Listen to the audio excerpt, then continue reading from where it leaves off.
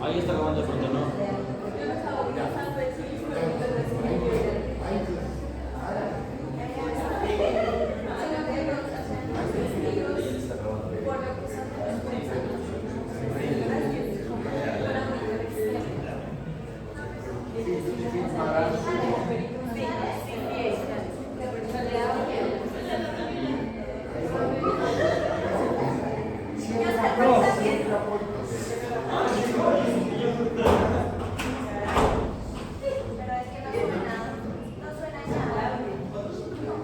Silencio, por favor, escuchemos a una compañera que está en tráfico. ¿Alguien me puede decir cuándo tiene el salidor? ¿Sonido alguien? Un sonido. No, sonido sí, ya. Porque no sé. Que hable, diga que sí. Que hable, no, es que solo tenemos que hablar. ¿Sí ves? Sí, pero por eso tiene que guardar los tiempos. ¿Y qué pasa? Así amplifica el sonido.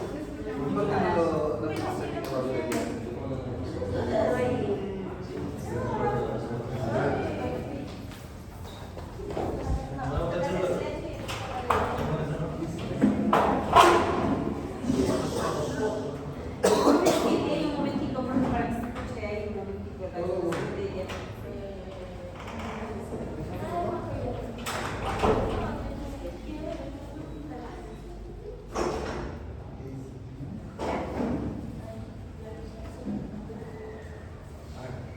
Good morning, everyone. My name is Elisa Lopez. My name is Nicolás Cristencho. My name is Maria Camila. And my name is Surila Ruiz. And her name is Daniela Botín. And today we're going to talk about an introduction of the foresight from the business and the legal side. So, Daniela, please.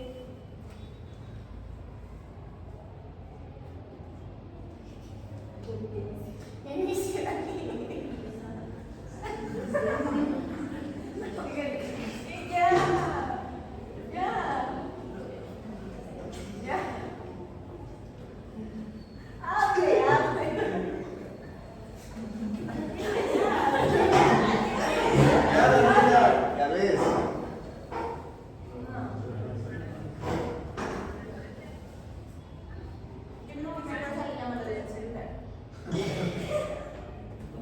Sí, Chao. Profe, dígale que vamos a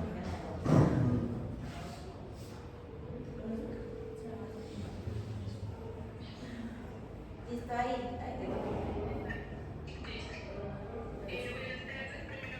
Disculpa, compañeros. Y bueno, el inicio de la perspectiva. Bueno, desde la antigüedad los seres humanos han estado altísimo para el futuro para decidir mejor el presente, utilizando desde orar, los profecías hasta el horóscopo. Sin embargo, estas son solo creencias. Frente a esto surge la perspectiva, que es una disciplina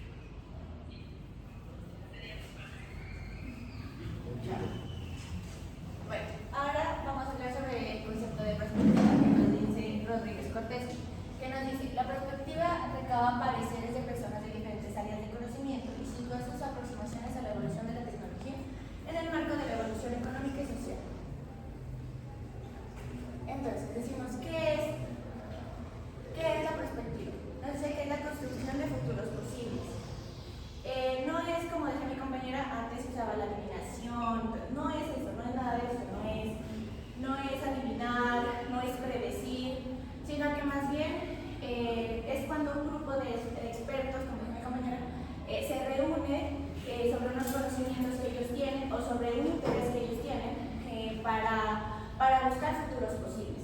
Nos dice Rodríguez Corteza que esto tiene tres características, que dice: integra múltiples visiones, anticipa escenarios y mejora decisiones presentes. Entonces, ¿cómo nos ayudaría eso? Entonces, esto nos ayudaría a evitar problemas legales, a evitar problemas sociales.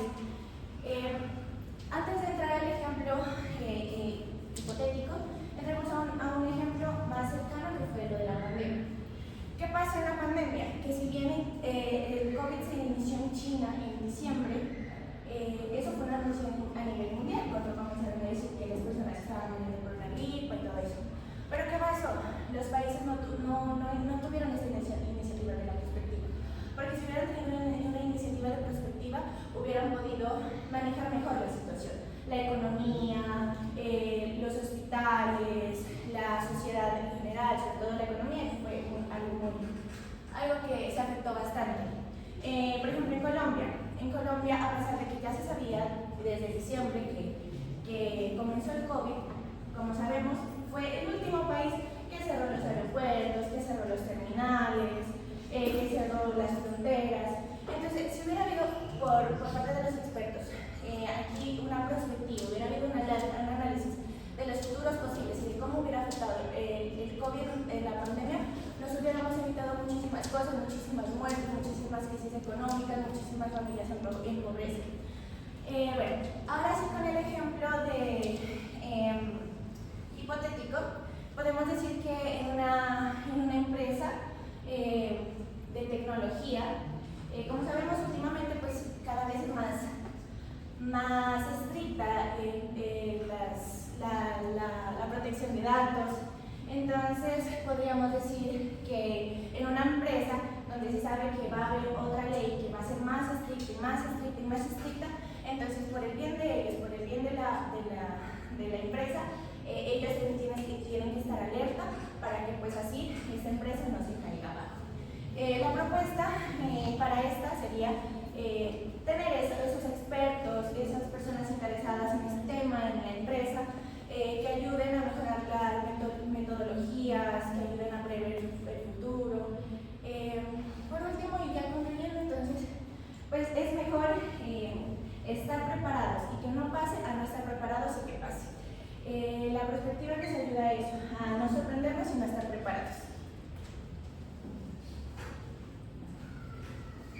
Bueno, metodología, pues dice que es un conjunto de herramientas para anticipar escenarios a futuro. Entonces, ¿qué pasa aquí? Estas son estrategias donde buscamos una creatividad, donde aquí se proyecten ideas, donde el conocimiento tiene que basarse junto con los estudios, lo que tenga perspectiva, y acá la interacción colectiva, donde hablamos de dos, donde están los grupos, donde tiene que estar una formación, y lo que es la interacción, donde vamos a obtener un conocimiento más amplio.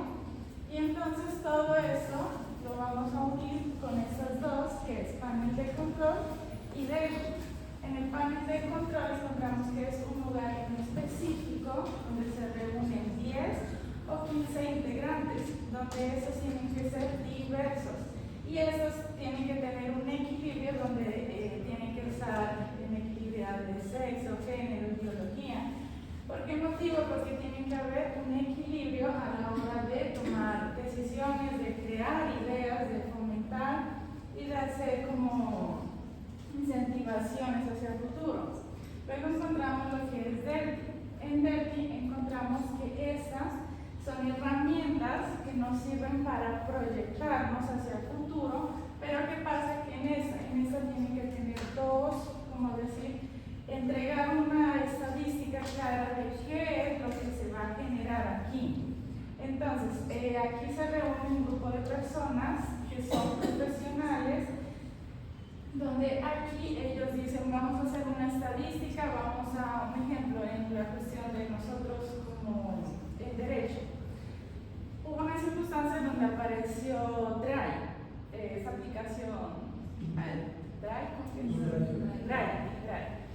donde esta tenía una base de datos muy, o sea, se puede decir un poco descontrolada, donde todos podían acceder y todos tenían nuestra información. Entonces, ¿qué pasa? Que hay una ley donde dice que la protección, que vendría siendo la ley 1581 de 2012, donde esta es la protección de nuestros datos, donde, ¿qué pasa aquí? Hicieron estas dos fusiones, donde comenzaron a dar estrategias para cómo esos datos no se puedan infiltrar a otros lados y así existan cuestiones jurídicas, existan cláusulas, existan, como decir, como formas de que no se traspase esta información hacia otras personas.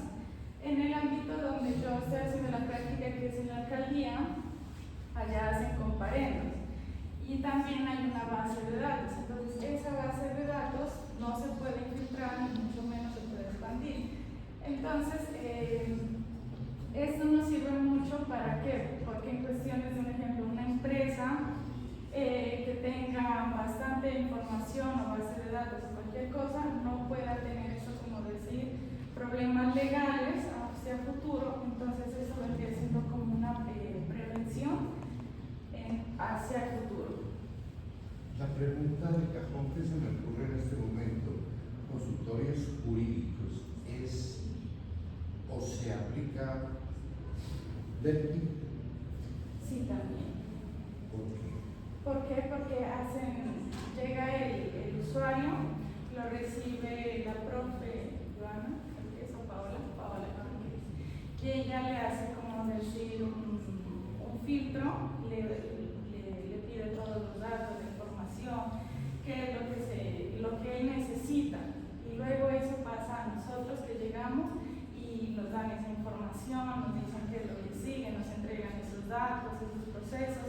Y después nosotros lo que hacemos es ir con el docente que nos corresponde y decirle, este es el asunto, esto es. Entonces es como un filtro que se sigue y los...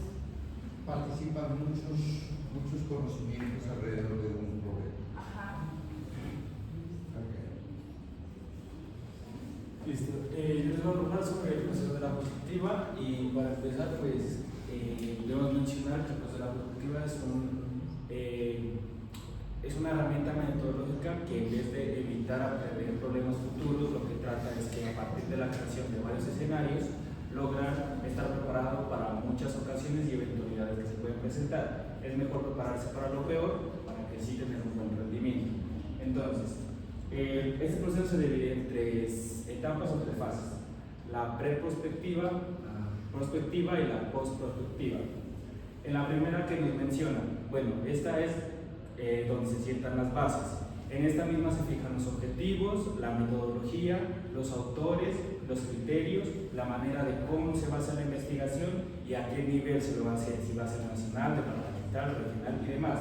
El libro que nos correspondió y el autor mencionaba que esta etapa es fundamental porque el tiempo que se le dedica a esta etapa siempre va a ser rentabilizado.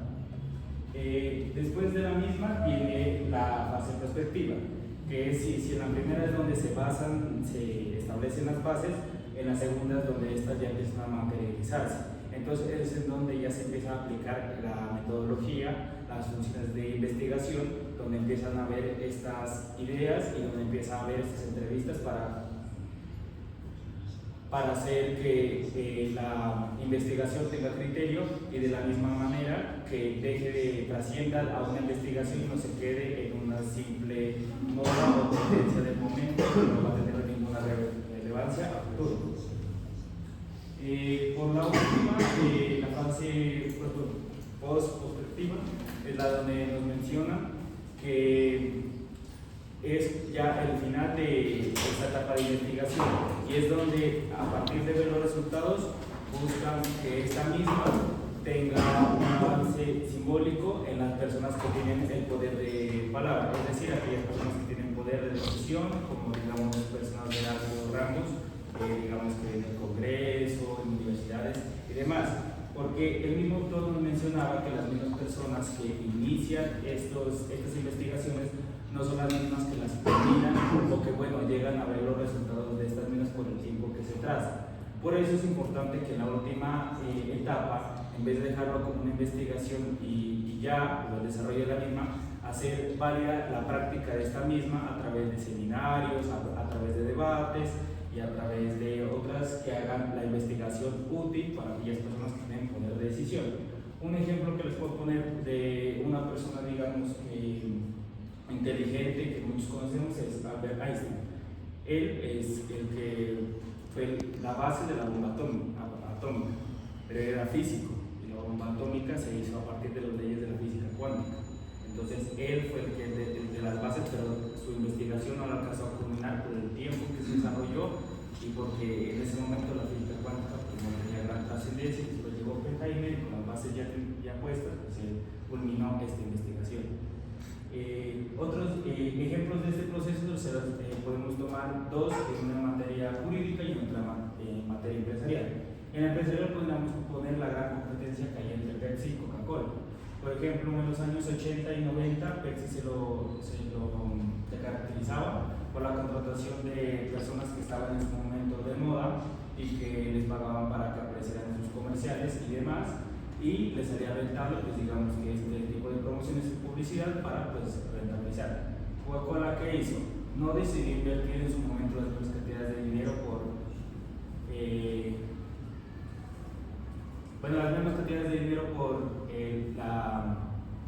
por lo mismo que hacía Pepsi, sino que decidió invertir a largo plazo, metiéndose, digamos, que en organizaciones o fundaciones y demás cosas que les sería más rentable, como estar en competiciones internacionales deportivas y cambiar su imagen cuando cambiaron las tendencias de, como por ejemplo, el medio ambiente o la obesidad infantil, cambiaron sus imágenes y también sacaron nuevas versiones. Y en el ámbito jurídico, para agilizar, es lo que prácticamente hace el Congreso en la creación de leyes, y es donde tienen que ver tanto la validez y la eficacia, porque no les sirve de nada crear una ley, una norma que al principio puede llenar lagunas jurídicas o establecerse y ser válida si no tiene una eficacia de fondo. Ahora bien, ¿cómo podemos integrar la perspectiva, el punto de vista de la perspectiva empresarial y desde el punto legal y desde el punto empresarial? Yo tengo mi lugar de práctica, tengo la práctica en la coordinación URI. ¿Qué problemáticas se han evidenciado? En mi lugar de práctica, por ejemplo, tenemos que no se hace como una atención oportuna de los ciudadanos, o sea, es muy lento. La falta de herramientas tecnológicas adecuadas. ¿Ya qué pasa? Que como todo lo hacen a mano, o sea, tienen el formulario, pero transcriben, escriben. Eso, o sea, es un problema, es como más como gestión, como un tráfico, y la limitada coordinación interinstitucional. Mientras acá se presenta un problema y quieren comunicarse con otra oficina, no está, algo pasa, algún problema. Eso es porque no hay ese toque de la perspectiva. Ahora bien, ¿qué pasará si ellos introdujeran esta estrategia? La implementación de herramientas digitales para la recepción de denuncias sería mucho más rápido. ¿Por qué? El problema que se ha evidenciado es que cuando van los investigadores toman nota, ¿no? Ya dicen, bueno, ¿qué pasó, señora? Cuénteme su caso, escriben.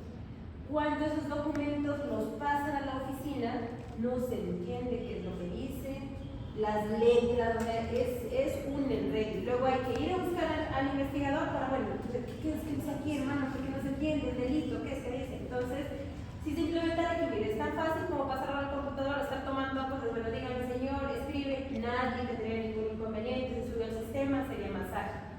La capacitación constante del personal en la entidad también para la atención al ciudadano, eso se prevé, introduciendo pues la perspectiva, optimización de los procesos internos. Todo esto principalmente lo que yo veo es que introducción de la tecnología, en este caso, que solamente sea listo para un formato se necesita la firma, listo, la firma sí es elemental, ¿no? Que se haga para evitar el tema de plagios, entre otras cosas, ¿no? De datos personales, pero que se integre este toque que la URI tenga esa, ¿no? Esa agilidad, esa eficacia, esa atención hacia el ciudadano, genere esa confianza, esa credibilidad en la administración de justicia. Ok, muchas gracias. Ahora bien, como conclusiones, Muchas gracias.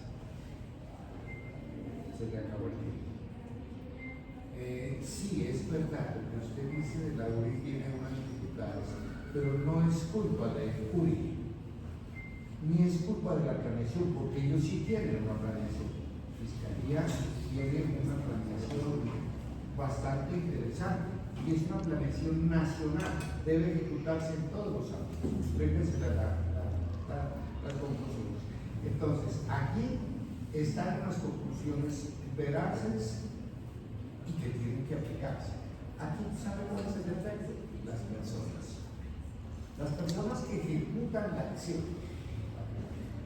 Porque si yo no tengo la actitud frente a ese proceso de institución, una sola persona que vaya, una sola persona hace la diferencia con todo un proceso. Lo que usted mismo lo manifiesta es, lo que pasa es que yo tengo que salir de allí y decir qué escribió aquí. Eso no tiene sentido. Entonces, se empapelan de gusto y gana. ¿Por qué? Porque es una cosa muy simple y muy sencilla, producto de la actitud de una sola persona. Entonces, somos las personas que frenan la situación. Gracias. Listo.